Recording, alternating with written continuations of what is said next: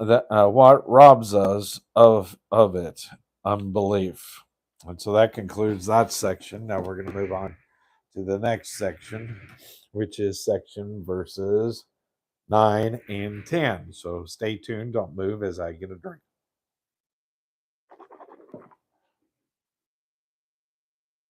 Which is section verses. All righty. So, verse 9. There remaineth therefore a rest to the people of God. Hebrews chapter 4 and verse 9.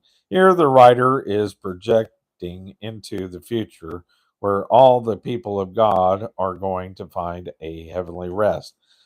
Heaven will be a place of deep satisfaction, of a real joy, a real blessing. There remaineth therefore a rest to the people of God. Verse 10, for he that is entered into the rest, he also has ceased from his own works as God did for his. Hebrews chapter 4 and verse 10. We shouldn't get the impression that when God rests on the Sabbath day, he sat down and said, I'm tired. I've been working for 6 days, 8 hours a day for from sun up to sundown, and I'm weary. I'll pull up the rocking chair and rest.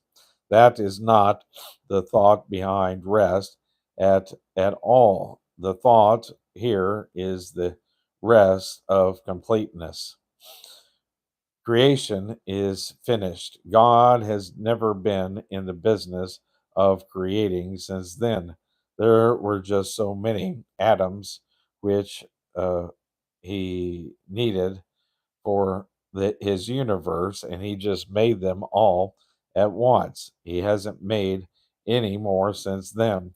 Now there have been quite a few changes taking place in the universe, but it is just those original little atoms rearranging themselves.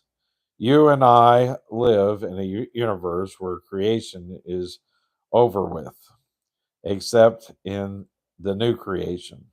That new creation began yonder at Calvary on the day of Pentecost. Therefore, if any man be in Christ, he is a new creature. Old things are passed away; behold, all things are become new. 2 Corinthians chapter 5 and verse 17. Sons of God are the only things God is creating today through faith in Christ, and there is a rest that He has promised them. God has promised a heavenly rest, my friend. He wants us to enjoy ourselves even now. As someone has said, all the way to heaven is heaven. We ought to enjoy this life. This is what the writer is talking about here.